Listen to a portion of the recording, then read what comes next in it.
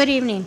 Notice of a public meeting of the City Commission of the City of Brownsville pursuant to Chapter 551, Title 5 of the Texas Government Code, the Texas Open Meetings Act. Notice is hereby given that the City Commission of the City of Brownsville, Texas, in accordance with Article 5, Section 12 of the Charter of said city, will convene an executive session, a workshop on Tuesday, December 18, 2018, at 5:30 p.m. and at 6 p.m. in the Commission chambers on the second floor of Brownsville City Hall, Old Federal Building, located at 1001 East Elizabeth Street, Brownsville, Cameron County, Texas.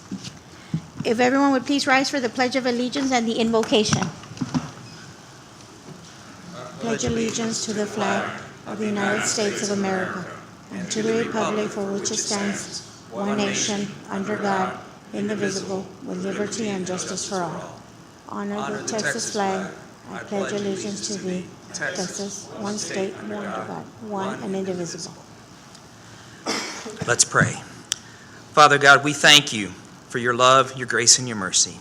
We thank you that you know the items we're dealing with tonight better than we do, and we look to you for your wisdom and your guidance. Lord, during this season that we celebrate the birth of your Son, Jesus, here on earth, we thank you again for sending him. And Lord Jesus, we thank you for coming to change each one of us and help us to allow you to make the changes in us that we so desperately need. Lead and guide us in this meeting here tonight, both in the executive session and in the workshop. All the entities involved, Lord, we ask you to give them wisdom, cause all of us to come together in unity around what's best for Brownsville. In the name of Jesus Christ, amen. Amen. I will now read the executive session. Executive Session 8, consultation with attorney pursuant to Section 551.0712 of the Texas Government Code on a matter in which the duty of the attorney to the governmental body under the Texas Disciplinary Rules of Professional Conduct of the State Bar of Texas clearly conflicts with this chapter. Mayor, I'd move we go into executive session. Okay, before we take a vote on that, could I just outline to the public, thank you all for all being here. Tonight, we are going to go into executive session at the request of some of the entities that we're involved with on this particular effort. After executive session, we will come out and basically go through our workshop. And for everybody's notice is the workshop will be focusing mainly on the perspective of TxDOT and their entity as to what it is. They made a presentation for us, and Pete is going to bring some folks that are coming in or that have come in, and then that's the way we'll proceed. So all those in favor of going to executive session? Motion carries. We'll be back in just a little while.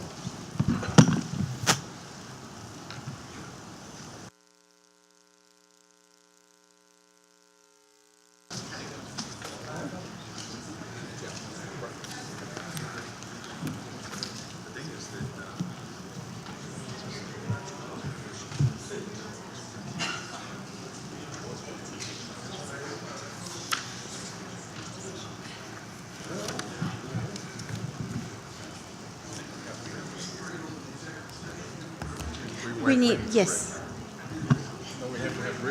We need, yes, we need him Yeah, we need him, right? to make the quorum, or, do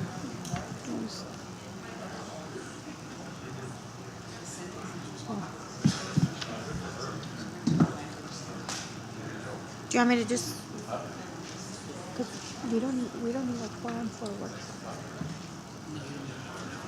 Right. Would you like, well, not for a workshop. He's already coming though.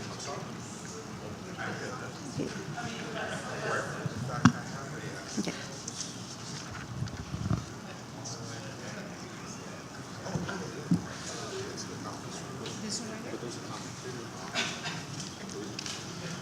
Okay, it's now 6:07. Go ahead.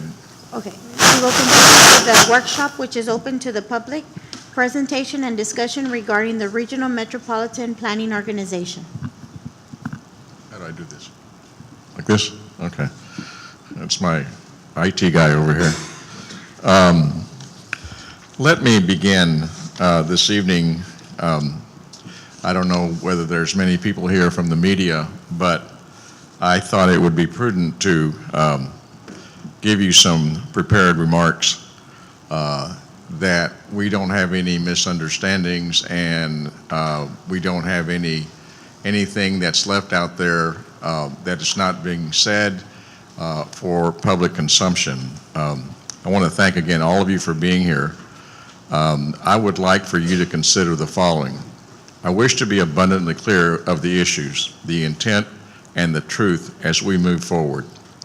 First, to clarify when speaking about our options, a merger would not be the appropriate descriptive word, but it would be realignment. Second, in order to fully understand the process and make the most informed decisions, we need to explore how we got here in the first place. I will direct you to 23 Federal Register 450-310, which actually designates the Metropolitan Planning Organization designation and redesignation. I would urge everyone to read that section if you're interested in this particular effort. With the passage of Section 112 of the Federal Aid Highway Act of 1973 into law, 3 Valley MPOs received federal funds for the first time. In the case of the Brownsville MPO, the city of Brownsville was named as the MPO's fiscal agent. Similar arrangements were made for the other MPOs in McAllen and Harlingen. In subsequent decades, the Hidalgo County MPO switched from McAllen to having the Lower Rio Grande Valley Development Council as the MPO's fiscal agent. Nonetheless, federal law requires that the original largest cities in each individual MPO must agree to any redesignation or proposed merger of MPOs. Thus, Brownsville and Harlingen and McAllen retain a veto power in effect concerning any changes in the terms of the composition or governance.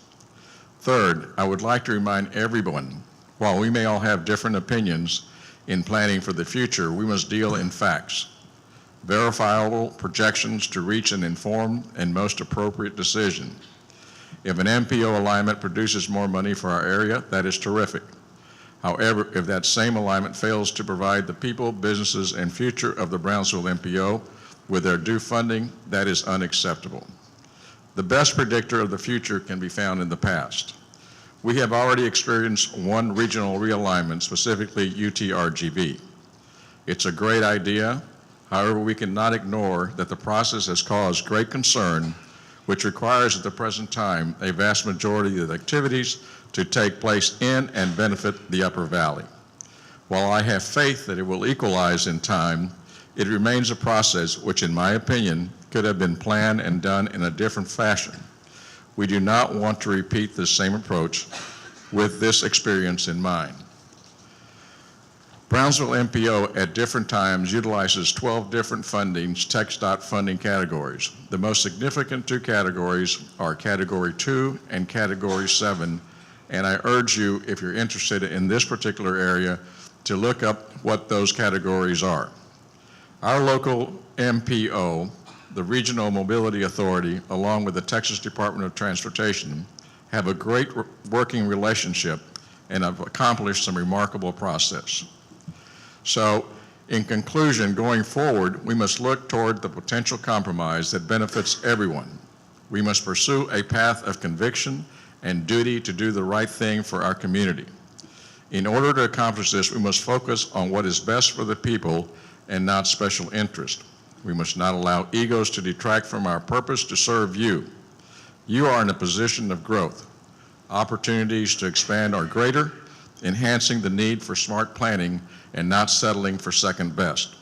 We must speak truth to power, and when all communities are given equal respect and consideration, we can work together for a more prosperous future. You deserve the truth, and you deserve the best. We can get it done, but the city of Brownsville, Harlingen, and San Benito, as well as all cities of Cameron County, need to be served appropriately. At this time, I'm going to turn over the podium to Pete from our district engineer from the Highway Department, and he will be addressing some of the issues such as the MPO regionalization, governance structure, model, funding distribution, and then there'll be a hopefully short question and answer period in as much as, you know, holiday season is upon us. And actually we had moved our city meeting for today to last week so that we would have a day off today, but we got this workshop and we're happy to serve you and do the best that we can. So thank you. Pete? You want to sit over here or sit somewhere where you can see everybody? I'm at your disposal, sir. Well, whatever makes you more comfortable. Gabe, is the podium on? You can just, Yes, that one works. Testing. Okay. Right.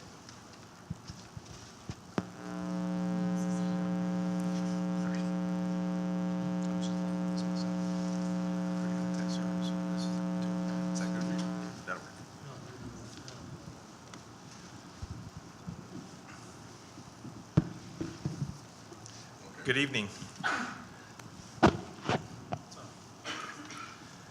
Mayor, Commissioners, thank you for the opportunity to be here before you. The intent of today's workshop is to provide information as it pertains to the discussions of a potential MPO merger for the Rio Grande Valley. My name is Pete Alvarez. I am the FAR District Engineer representing the Texas Department of Transportation. At TxDOT, we start off every meeting with a safety minute, so I'm going to keep it quick. Talk, text, crash. I proudly wear this badge or this wristband to remind everybody that we should not be talking and texting and on the phone while driving. The task at hand is to drive. So I encourage you, your loved ones, especially if you have teenagers, not to be talking, texting, and driving. So real quickly, here is a makeup of the three MPOs within the FAR District. We at the FAR District are the only district in the entire state that has three MPOs. We have one, obviously, Hidalgo County MPO, Harlingen-San Benito MPO, and of course the Brownsville MPO. This map demonstrates the region that we cover in the FAR District. We cover the southernmost 8 counties, basically Zapata, Hebbronville, Falfurrias, Sarita, south to the Rio Grande River.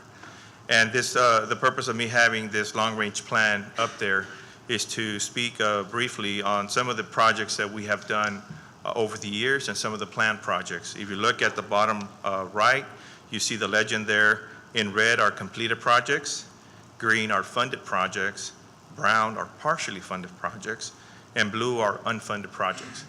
The reason for this is to demonstrate the amount of blue that we have on the map. And at the end of the day, it's about regionalization, opportunities to interconnect our communities, if you will, Cameron and Hidalgo, namely where the 1.5 million in population are at. So when all is said and done, what happens in Cameron affects Hidalgo and vice versa. So here is the gist of the presentation. I was asked to present on the pros and the cons for a potential Rio Grande Valley MPO merger. I just want to remind everybody, TxDOT is here to present some facts, some data, and some engineering judgment. Elected officials will make the final decisions. And so some of the things that have been talked about over the last several years are what opportunities would exist for the various MPOs. And in this case, we're talking about the Brownsville MPO. But what opportunities would exist for the various MPOs as it pertains to a potential merger? Benefit number one region, one voice, power in numbers. Several years back, at the time, Chairman Lewis visited the Rio Grande Valley, and he met with various elected officials. And he discussed the opportunity that was available for a potential merger.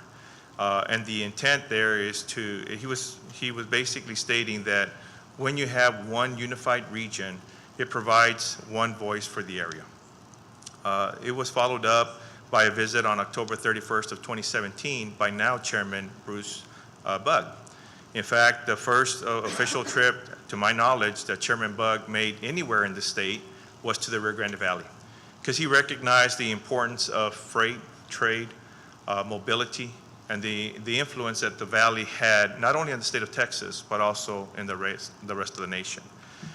In those meetings, he also met with various community leaders from both Cameron and Hidalgo County.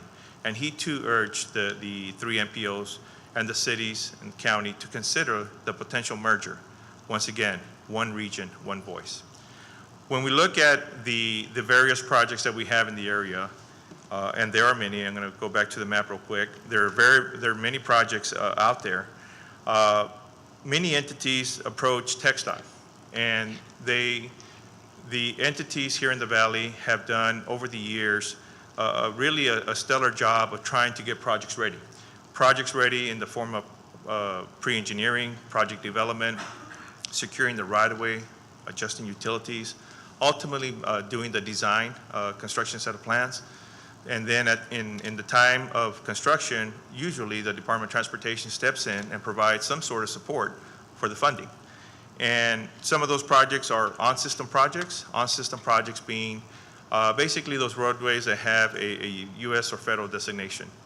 I-69E, US 281, State Highway 48, FM 1847 are examples of those.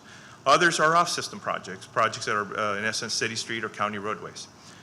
So projects are developed, and then other folks have also been influential and instrumental, I should say, in providing the preparation of the project engineering and plans.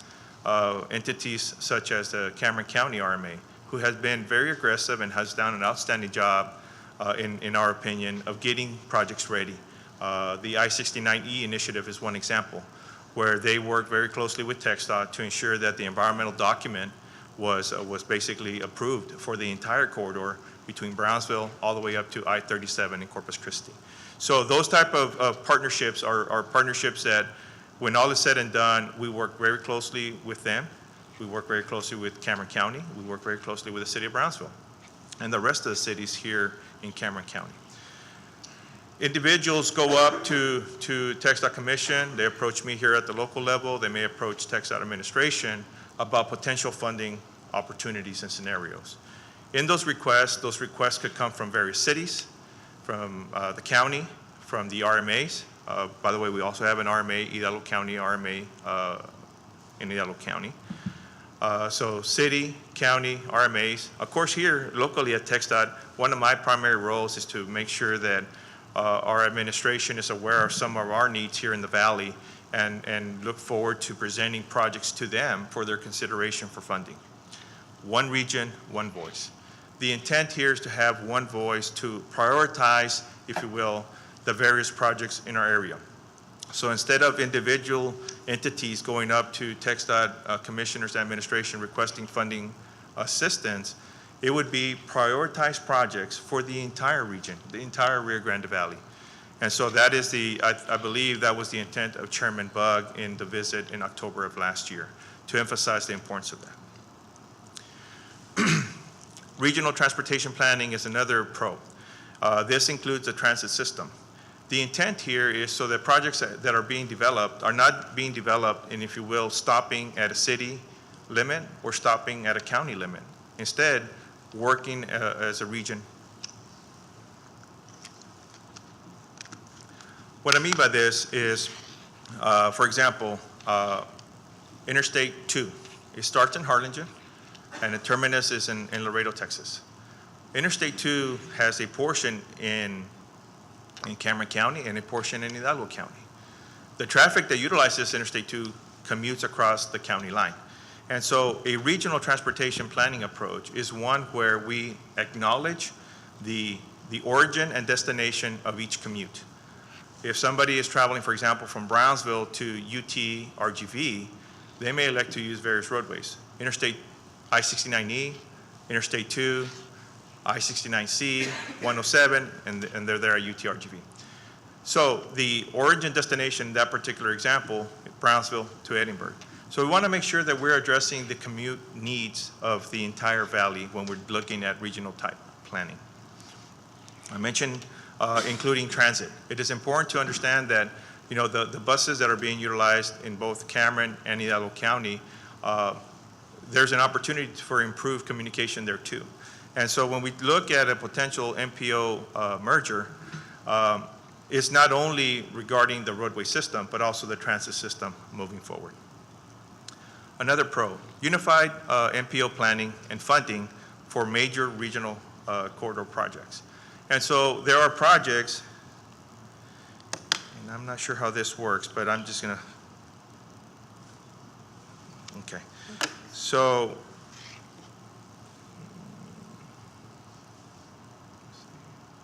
no?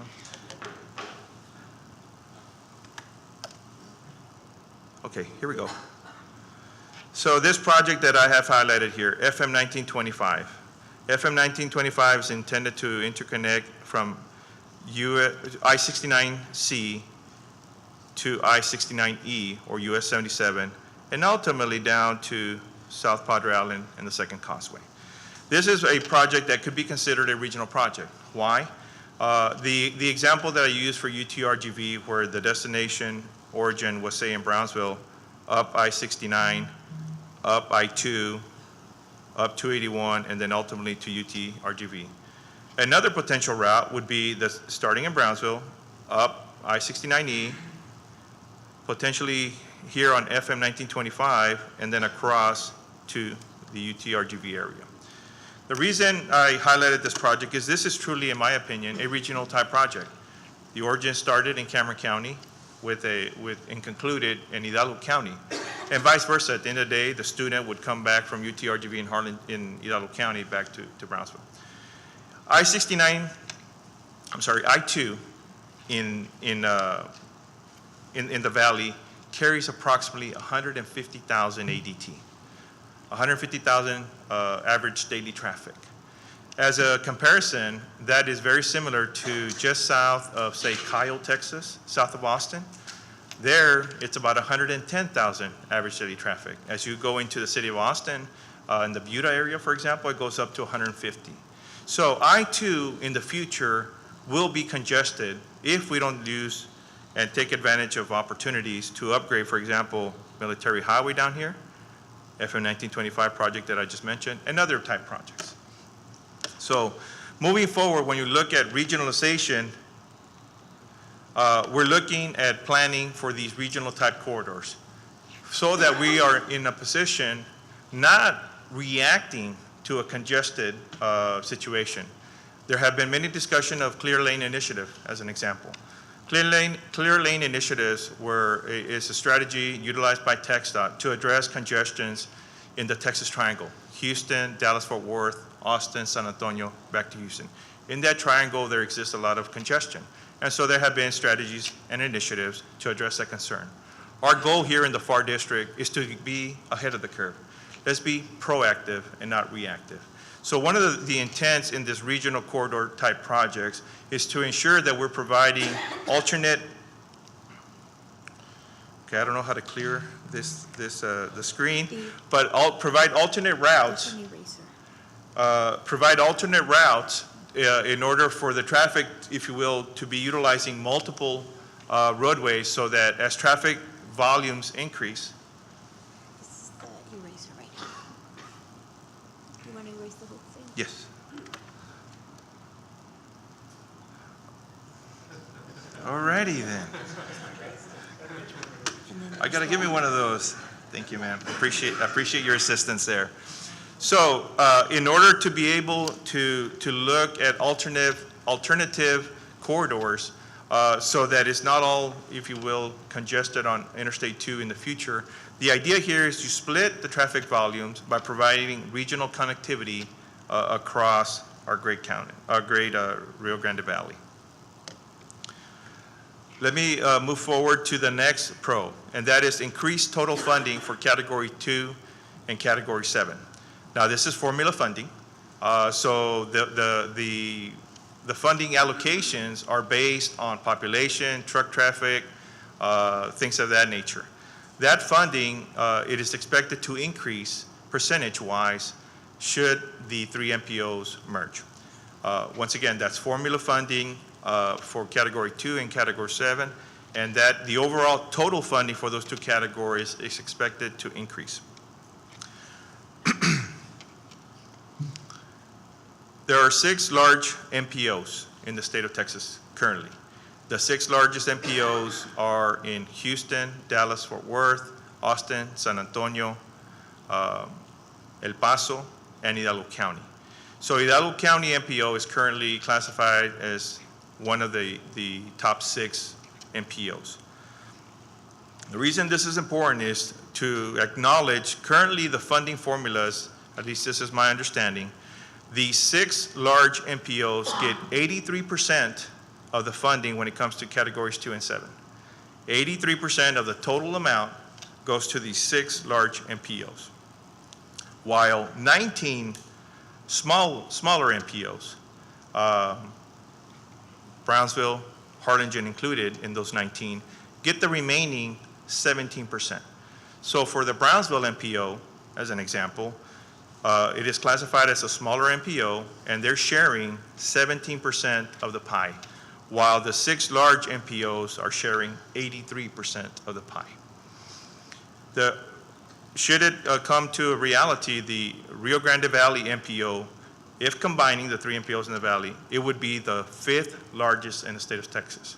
It would surpass El Paso as far as total population, if you will, and the size of the MPO would be larger than El Paso. Right now, the way the formulas work, it's 83% of the funding goes to the large MPOs, 17 to the small MPOs. There are some proposals out there that are still being evaluated by Tempo, the Association for the MPOs in the entire state, by TxDOT as a whole.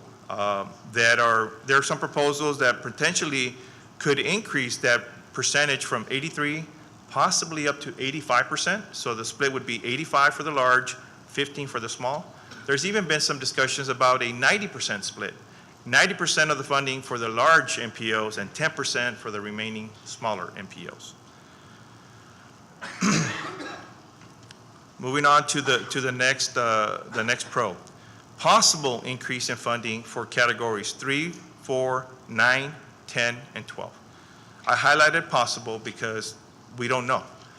When all is said and done, our TxDOT Commission are the ones that are policy setters. They determine the amount of funding that goes into each of the various funding categories, how much money goes there, how it's split up, how that is determined, is ultimately the TxDOT Commission. It's not a local decision. But I will reiterate one of the comments that Commissioner or Chairman Bug said back October of last year. I believe in his speech at addressing the audience in Hidalgo County last year, he made a comment, something to the effect that should the three valley MPOs merge, there is a greater possibility to possible increase in these funding categories. So all these funding categories, if you will, are important. And let me switch over real quick. Here's a real quick picture. The mayor alluded to in his opening remarks the 12 funding categories.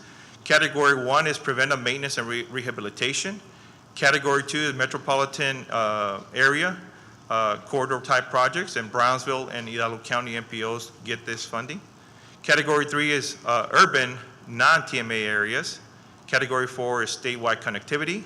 5, congestion mitigation and air quality improvements. 6 is structures and rehabilitation, bridges. 7 is metropolitan mobility and rehabilitation. Once again, Brownsville and Hidalgo County MPO get this money. Category 8 is safety. Category 9 is transportation enhancement projects, such as hike and bike trails and things of that nature. Category 10 is supplemental transportation projects. Category 11 is district discretionary. And Category 12 is commission strategic priority projects. Okay.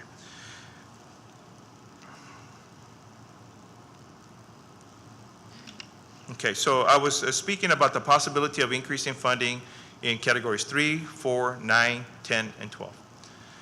As an example, I'm going to identify a project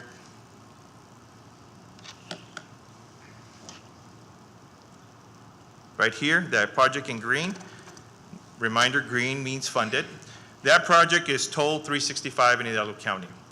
That project received $126 million of Category 12, received $126 million of Category 12 funding.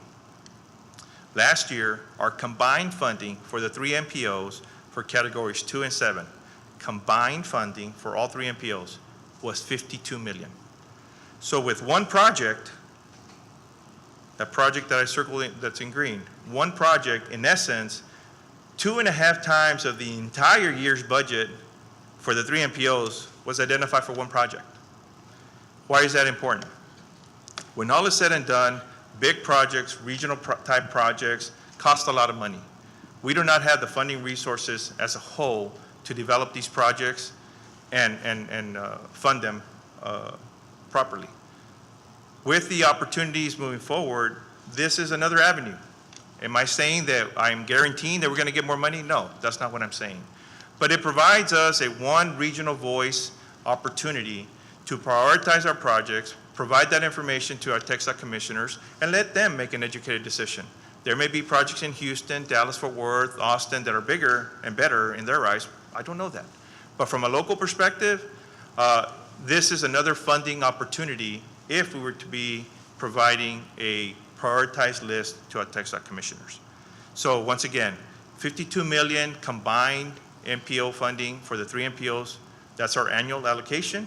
That one project was 126 million. That's just one example of some opportunities that may present themselves.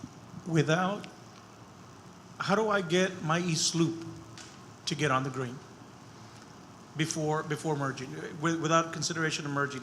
We've been waiting for this project for over 25 years. And every year we guarantee the people that we're going to get closer, we're going to get closer. What can we do as a community? Because this involves international trade, this involves sea, this involves so many things that could be a positive for the region, yet it continues to be overlooked. And that's something that we really, really, really need to get into. Commissioner, I appreciate your question. So we've been working very closely with Cameron County RMA, with Pete Sepulveda and his staff. The plan is to continue to develop that project as an off-system project. I've heard that from Pete for 15 years. I want to know how I can move ahead. So there is no identified funding for construction funding that I know of at this time. The only money that's available is for project development. What can we do today? From a TxDOT perspective, it is an off-system project. That means that it's not on the state system. So it would be local dollars that would be needed and/or a combination with the Category 7 MPO federal funding that's available. I don't recall the number offhand, but I thought it was $60 to $65 million. That's a lot of money. And so to say we're going to fund this project from a TxDOT perspective, we don't have that authority here locally. So I have a similar question. Since you asked yours now, I'm going to ask.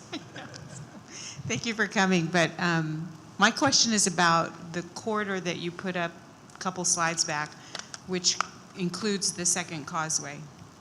Obviously a very important transportation corridor for lots of reasons, not just for cars, but you speak so far about cars and proactiveness, but you don't speak about innovation and bike peds. And quite honestly, all of us are pedestrians, whether it's from our car, our house to our car, or from the bus to our destination or back. And I believe that that corridor in particular, including the second causeway, should include a bike peds protected lane over to the island, both for fun, for options. You are supposed to represent multimodal transportation and not just car traffic. And I believe if Pete is back there, Pete can agree with me that there has been great public outcry for a bike peds lane over the causeway for years from both Hidalgo and Cameron County general public. And yet last year, the city of Brownsville had to give back $4 million from our Tiger grant to the government because TxDOT would not work with us. So what does it take, not just to complete the East Loop, but what does it take to innovate and prioritize corridors like that to include protected means for pedestrians and bicyclists? let me start off by saying that at TxDOT, we're responsible for all modes of transportation: vehicular, bike, pedestrian, air, and waterway. That is our role at Texas Department of Transportation. That's why we are no longer the Texas Highway Department. We're the Department of Transportation, because there are many modes of transportation. And we would like to work with our partners, cities and counties, to develop these projects. I mentioned Category 9 earlier. That's the enhancement type projects, hike and bike as an example. So when we develop projects, it is required by federal law and now state policy that we investigate thoroughly the opportunities for pedestrian, hike and bike type projects. And so we have to consider those. I think that it is important to recognize that we at the Department of Transportation are open for these type of projects too, because they represent a portion of the population that utilizes these type of facilities. So moving forward, I do want to address the comment regarding the Tiger Grant. The Tiger Grant, in my opinion, was lack of communication. I don't know how else to say it, between the City of Brownsville and TxDOT. We were advised that the Tiger Grant was granted to the City of Brownsville after the grant took place. So as we move forward, That is not true. as we move forward, it is our intention to improve the lines of communication, to ensure that we are working together as partners, moving forward with these type of projects. And so we have an obligation to consider pedestrian and bicyclists traveling, utilizing whether it's a roadway or a hike and bike project. But we have to address all modes of transportation at TxDOT. Going on to the next opportunity for as far as a pro. Operational efficiencies. What that means is one TIP, Transportation Improvement Plan, one MTP, Metropolitan Transportation Plan, and et cetera. Right now, we develop 3 different TIPs, one for each MPO, 3 MTPs, one for each MPO, and aside from that, one additional rule MTP for off-system roadways or areas that are outside of the MPO jurisdiction. So operational efficiencies, working together as one to accomplish the goals in hand. Now, there are some items that have been discussed or requested. Supermajority voting structure for the protection to Cameron County. The trust factor. I think the mayor alluded to that a little bit in his opening remarks. Supermajority voting structure is something that is being considered, at least this is my understanding. I do not have access to the bylaws and governance models, but it is my understanding there's some kind of supermajority voting structure that is intended, if you will, to protect Cameron County as a whole, so that the issue of Hidalgo County having a larger population, a larger representation perhaps on the policy board would not outvote, if you will, Cameron County. I'm speaking a little bit out of turn because I don't have a copy of the bylaws and governance model. Once again, these are elected officials that are discussing these things. I think it's very important for, at that high level, elected officials who represent the community are the individuals that need to make these type of decisions. But it is my understanding that a supermajority voting structure is being proposed to protect Cameron County. Current 10-year UTP funded projects honored. One of the requests that I believe was discussed was any projects that has previously been identified and is in our 10-year Unified Transportation Plan, that it would be guaranteed. Well, what we're saying here, I believe the 3 large cities and the counties in talking have figured out a way that any project that's in the 10-year UTP will be honored.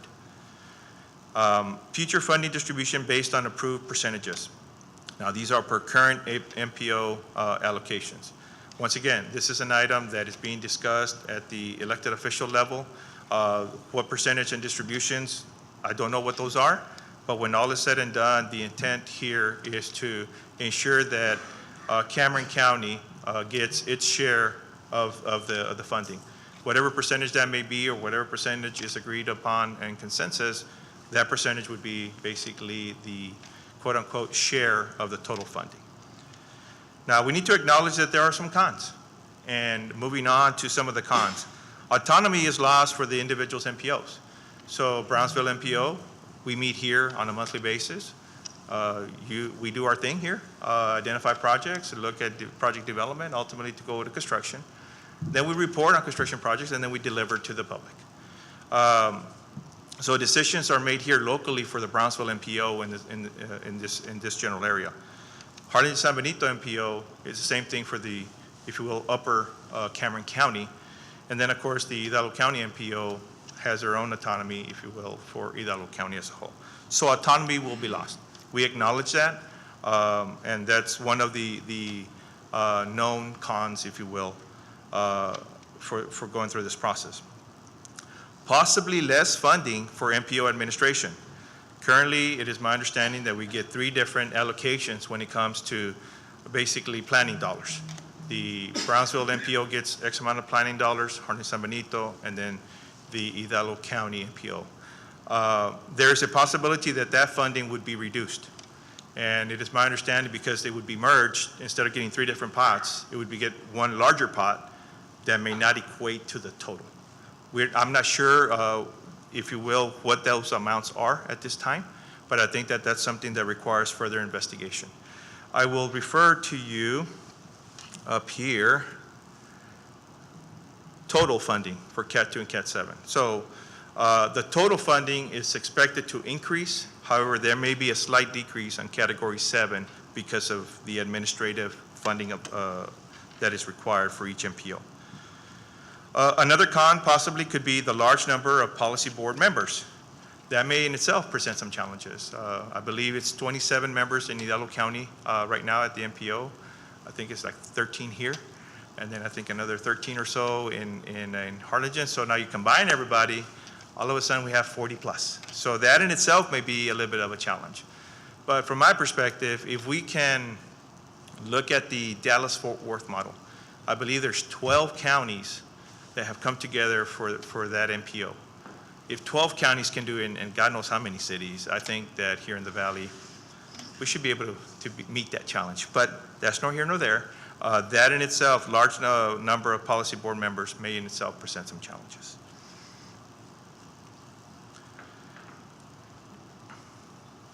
Questions?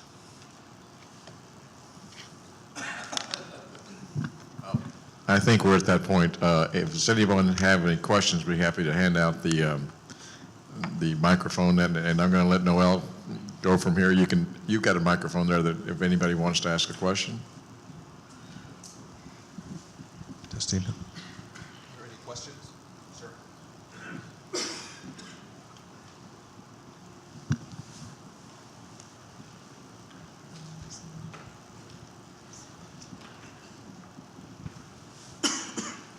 I actually have, Please 5 or state your 6. name.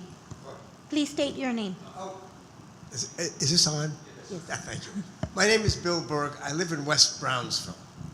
I've lived here for a little over 20 years. The MPO in Brownsville, I think, has served the city extraordinarily well. It's really, really nice. They're very cooperative. They're very responsive. They have 2 public meetings a month. They have a technical committee meeting open to the public. They have a policy committee meeting open to the public. I've attended a number of each of them. It's very nice to feel that I have a voice when I want to open my mouth in the committee. I know the Hidalgo MPO meets in Weslaco. Do we have to travel to Weslaco? Is it going to be a rotating alignment? This is going, and clearly if it's rotating, we will only have a meeting here once every 3 months. This is less access to our own MPO.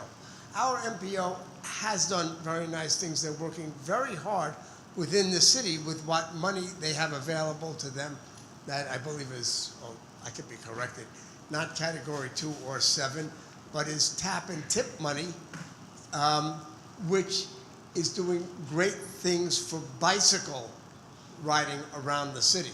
I am concerned recently about the very interesting expansion of, and this gets back to what Commissioner Gowan was saying, the expansion of Alton Glore from I-69 to Paredes Line Road. And I keep wondering, 3 or 4 people have died on Alton Glore because the paint that protects a bicyclist is not as good as this my wool sweater here as far as protecting from a car. I would like to know that the new Alton Glore extension is going to have safe off-road bicycle paths so that I can ride on them and get from one to the other. It is a very nice, short, direct route. Bicyclists like me, often go on back roads and wander around. I would like to know that the major shortcut routes will have bicycle access. That is important, however the money gets here. It would be very, very nice if, in addition to an off-road bicycle path, there was also an off-road trolley line or something. There are many people who are getting into, I guess I'm in my eighth decade, who are beyond driving. Would be wonderful to have a slow-moving trolley to get us from here to the beach or down, whatever, 1925. It would be good. Okay, thank you very much. I'm looking for this. Yeah. Would you like for me to answer that? Ramiro, are you going to help monitor? I'll take the mic. Yeah, and here, I encourage everybody to ask questions, but then again, this is the beginning shot of what we intend to do. God willing, January the 8th, we will have another session. This is a continuing thing that needs to be discussed fully. You all are entitled to know what's happening. You're entitled to know the facts, and but don't forget, this is not your last chance for romance here, okay? So are we taking the questions and then answering them, or answering them right now?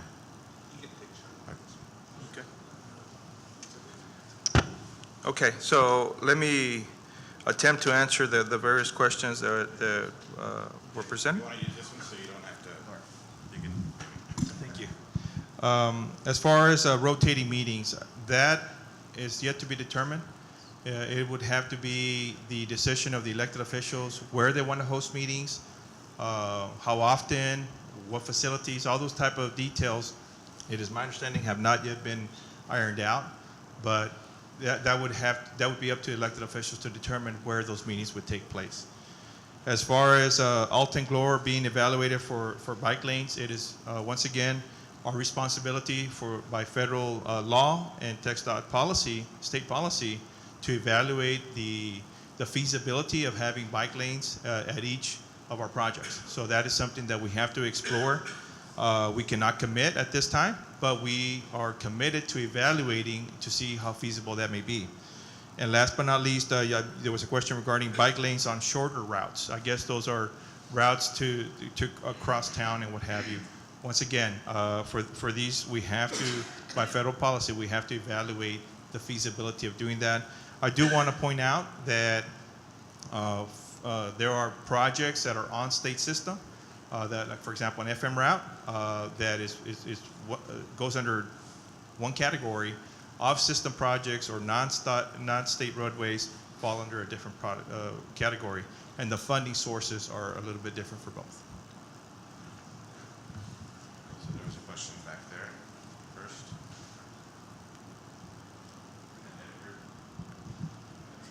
Okay, very, very brief question. Jim Barton, Brownsville Observer. Mr. Alvarez, you said that currently the Hidalgo MPO has 27 members, Brownsville 13, Harlingen 13. That's a total of 53 board members. So are you saying that we're retaining 53? Or if not, what's the formula for reducing that to a more workable number?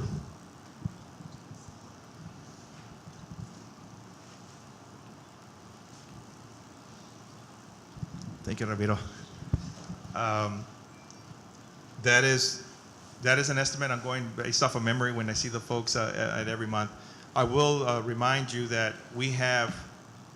I as a board member for Brownsville, Harlingen, and also Hidalgo County. So right off the bat, that's two less. Right. Once again, the governance model, there have to be consensus as far as the board makeup, voting structure, things of that nature. That would have to be something that's evaluated. Obviously, we have two counties that are being represented. We have some people from the airport, from various transit organizations, by the RMAs. So there may be a possibility that in itself there's repeat board members, if you will, that may reduce the overall number. But once again, that's an elected official decision as far as the governance model and the board makeup. So who decides that actually? Who will decide this? The elected official will make that decision.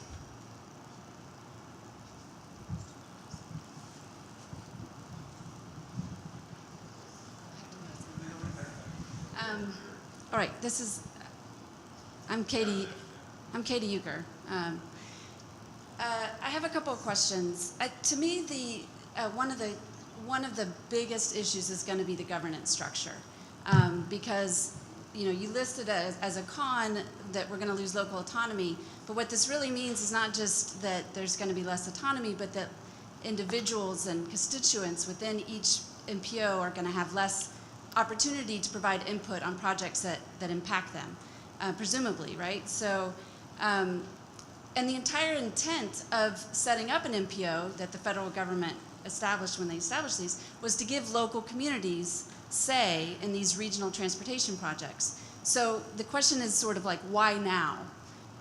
And so far, I haven't heard a good real reason, because what we've heard about the increase in funding is all very speculative. So one question is, what specific assurances have you all received that we will get an increase in funding as a region, or that this formula will change?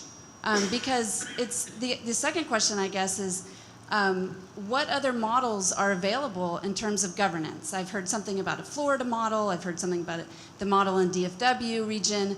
But can we make those available for the public to evaluate? Is that something that the MPO staff might be able to do, the policy committee or something, to give those for our input as well, or our knowledge? So the governance models is going to be really important. We're still unclear. I don't think you really answered the prior question, which is who's going to decide the governance models? Elected officials, which ones? How is that going to be actually determined? Is that something that's going to be determined by the state? Or is that something that's going to be determined at a local level? And if so, who specifically gets to decide that? Yeah, I think the example that Commissioner Gowan gave of sort of a lack of communication between TxDOT and Brownsville in the instance of the Tiger Grant. I think the concern too, again, is that there's going to be less communication or less ability to communicate when you have more players involved with this pot of this, presumably larger pot of money. So I would want to get real specific assurances that you're actually going to get something out of this, and that there's not another regional governance model that would work. I mean, a lot of the pros you stated could actually be achieved through better coordination of the existing MPOs. Like you talk about, better sort of a unified work plan. Why can't that be achieved right now with the 3 MPOs? Why does it have to be one body that does this? So lots of questions I think that should be asked before we give up our local input in these very big projects. Thank you. Thank you, ma'am, for your questions. I was trying to take note, make sure I answer all your questions. The governance model. As far as the elected officials, it is my understanding that the elected officials, basically the mayors of the 3 large cities within the MPO, so that'd be the city of Brownsville, city of Harlingen, the city of McAllen, and then the county judges, Cameron County Judge, who is present here, and Hidalgo County Judge would be the individuals sitting down and going through the governance model, bylaws, and things of that nature. Those would be the primary. I think the strategy that is being utilized right now is having those individuals come together to come up with if you will, a proposal. They work with the city staff, city managers, as an example, and then they work through the MPO, share that information with the rest of the MPO board members to make sure that everybody understands the direction that we're going. So to answer your question, it's initiated by the 3 large cities and the county judges. The second question, as far as why now? Because we're growing. We, in the valley, back in, say, the mid-'80s, had a total population, probably right around 500, 600,000 perhaps. Right now, it's estimated to be right about 1.5 million, and it is projected to be right around $3 million by 3 million people by 2040. Well, 2040 is just a short 21 years away. And so back in the day, if you will, you all may recall, some of us that are a little older, between Brownsville and Harlingen, there was a lot of rural area, very little development. Between Harlingen and, say, West Lackawanna, there was a lot of very rural area. Today, you drive down, up and down this interstate, it's all interconnected. So why now? Because the demands on the transportation system as a whole demands that we have better communication. I think that you brought up very good points when it comes to communication. I think that as the public as a whole has an opportunity during the public comment period, but you also have an opportunity to your elected officials. After all, they represent all of us, right? And so there's an opportunity to express your concerns through them as well. So will there still be open public comment period? Yes. You also have the opportunity to work through your elected officials to ensure that your voice is heard. Don't punt it all off on me. You got to take some of the No, questions. we will take those as well. Specific assurances. What we have stated based on the information provided by folks in Austin, our headquarters, Transportation Planning and Programming Division as an example, is there are funding formulas, there are percentages and what have you. Although we cannot guarantee the amount of money because that money fluctuates based on taxes, whether it's gasoline tax, state revenue, things of that nature, right? That will fluctuate. What we're looking at is basically percentages. One of the items that was, or one of the numbers that was shared in the past was that as a whole, we get about 4% of the total. That number would increase to approximately 5%. So it'd be a 1% increase. Well, you think about that, it doesn't seem like a lot, but when you're talking about millions of dollars, it adds up quickly. So although we cannot assure you the exact amount, what we're looking at here is percentages increase.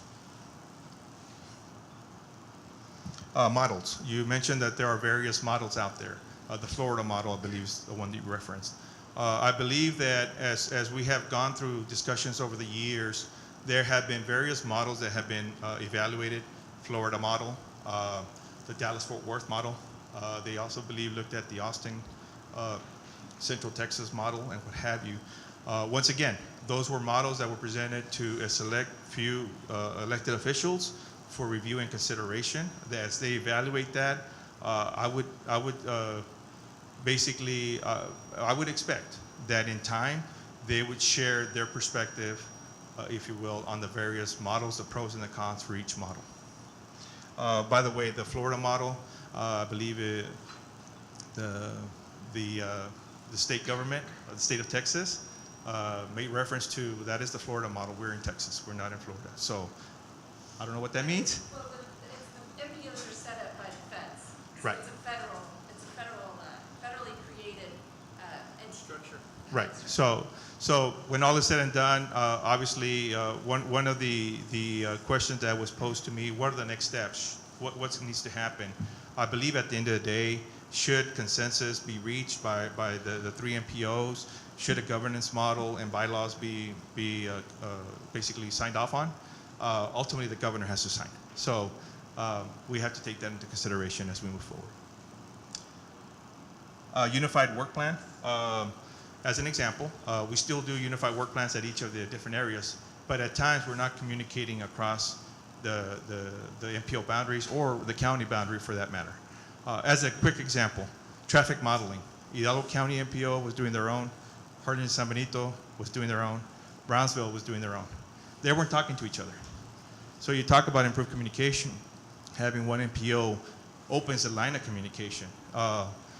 As an opportunity, as a resource, TxDOT stepped in, and our TPP folks, Transportation Planning and Programming, basically through the use of consulting contracts, are working with the three MPOs to develop a regional model to ensure that there is better communication moving forward.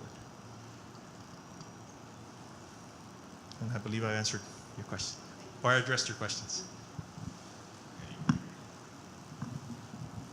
Hi, I'm Eddie Hernandez.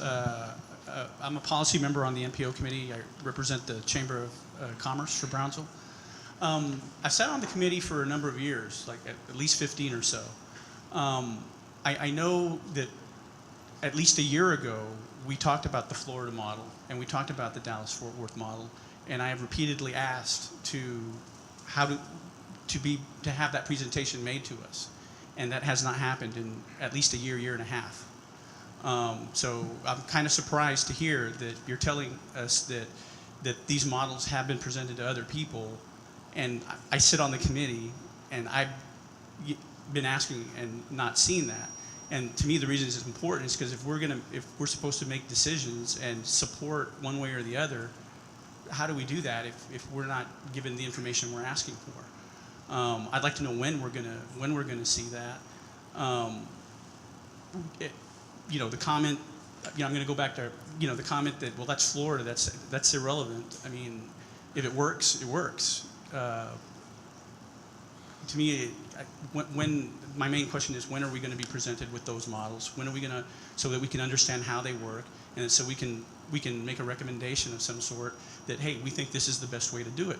My understanding is the Florida model is more of a partnership with the Shell MPO, but they retain their individuality and their localness. And the DFW method is more, it's one solid MPO. That's as far as I know, that's all I've been told.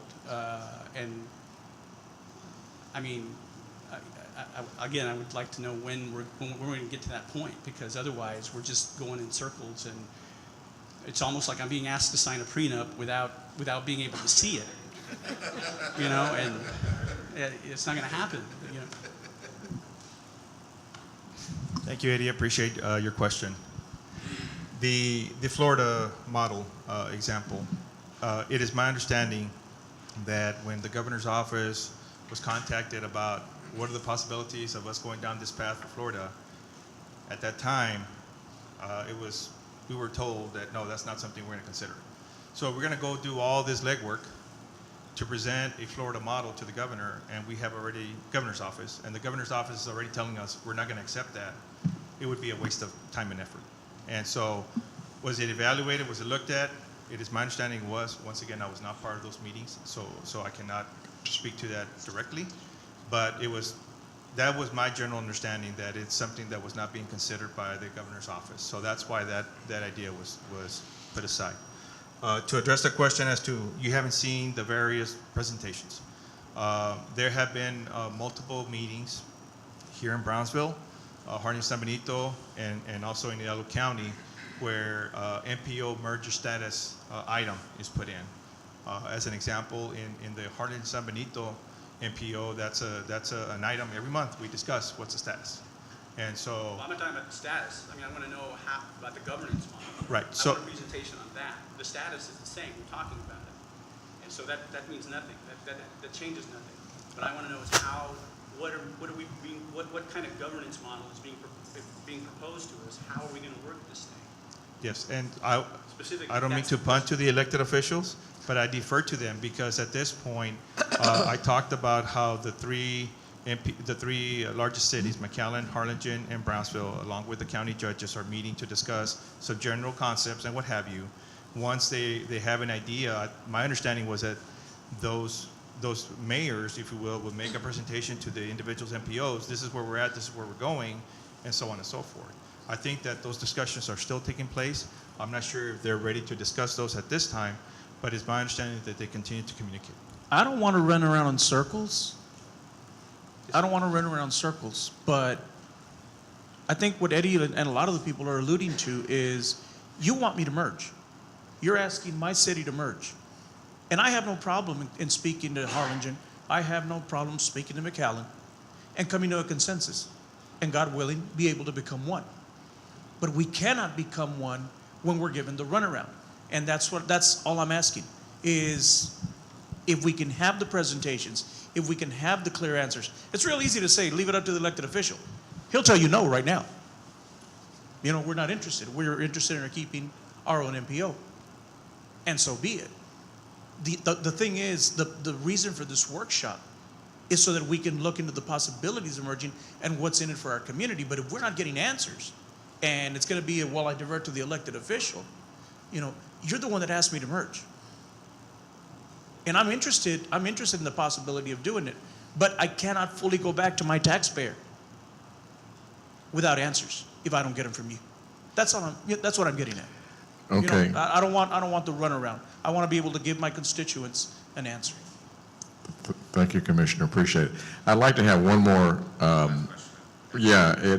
have one more question, and then if, Pete, I'm assuring that you will answer anything after we close the meeting, if they would like to ask you. Yeah. I'll stick around. It's just that I think there's some other commitments that have to be met, if you all don't mind. But go ahead, have one more. He's been standing around asking for the question. So I wanted to address. Okay. Yes, I wanted to address Commissioner's Okay. concern. I cannot report on something that I don't know the details for. And just for clarification, I personally am not asking the MPOs to merge. I am here to provide facts, information, some of the possible benefits, and the cons. This is an elected official decision. So forgive me, but I'm not trying to divert or go around your question. I just don't have the answer because I have not been part of those meetings. That's, once again, I would defer to the elected officials that have been having those discussions. If they want to address it, that is their discretion. Ed, go ahead. Edgar Gaucin, Bike Ped Committee. Cars, roads, that's all I hear about. But Mr. Alvarez, what about our environment? What about green spaces? You're right about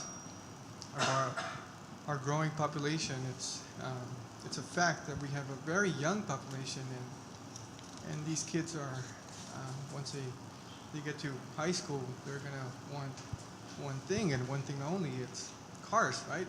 So, I mean, how many cars can we keep putting in our city? It's just there are too many of them, and that's a problem. Okay, so our local MPO has been very supportive in our bike path infrastructure ideas, and we really appreciate that. And it's true that we get to make a lot of public comments, and they're very open to them. And there's been a lot of advances at the local level. Here in Brownsville, on our bike and ped infrastructure, because of that.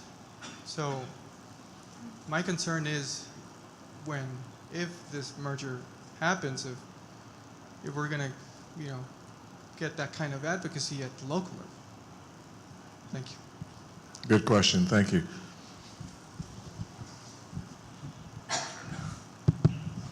Thank you for your questions and your comments. Let me start off by recognizing and acknowledging that the City of Brownsville and the Brownsville MPO have been proactive in their approach when it comes to bicyclist and pedestrian opportunities, if you will.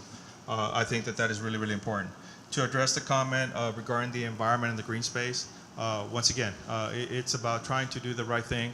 We have an environmental process, the NEPA process, that we have to follow, federal regulations. That is a very detailed and extensive process that sometimes some of our projects, because of the environmentally sensitive area that we live in, get hung up on. I can bring Second Access as an example. We've been working on the environmental document for years, but we're trying to address any and all of the requirements at the federal level when it comes to environment. As far as green spaces, one of the things that we look at when we look at projects is how much right-of-way is going to be left over, how much green space, if you will. To add green space to a project means additional right-of-way. Well, buying additional right-of-way means buying right-of-way from a property owner. So there has to be some sort of balance and evaluation that needs to be done. But there's also opportunities, once again, to work together in partnership to address those concerns. And last, regarding bikes, we've talked about bikes throughout this meeting a couple of times already. It is a requirement, it's a federal requirement that we evaluate how prudent or how effective and reasonable and feasible, if you will, the bike opportunity is on a roadway. As an example, traveling on the frontage road on Interstate I-69 with a speed limit of, say, 55 miles per hour, is it prudent for a bicyclist to be out there and traveling? Maybe, maybe not. Is it prudent for a bicyclist to be traveling, say, on a shoulder instead, on a roadway that has 30 mile per hour a speed limit and there's a bike lane. Is that more prudent? Possibly. And is it even more prudent to have a bike pad, if you will, that's off the roadway completely, where it's just for bikes and pedestrians? So we have to evaluate any and all opportunities for the feasibility of moving forward. Pete, thank you very much. I appreciate everybody being here tonight. Let me just suffice it to say that all efforts are being made. The city managers of the different cities, the city mayors have been meeting, and we will continue this effort because, again, I don't think anyone here wants to miss an opportunity, but we also want to make sure that the opportunity is a good opportunity. We're not going to do something that's not in the best interest of our communities. And the city of Harlingen was here and met with us in closed session at their request. So we will keep you posted. We're going to wish you, let's see, do we have any other public comment other than this? No one signed up for public Okay. comment.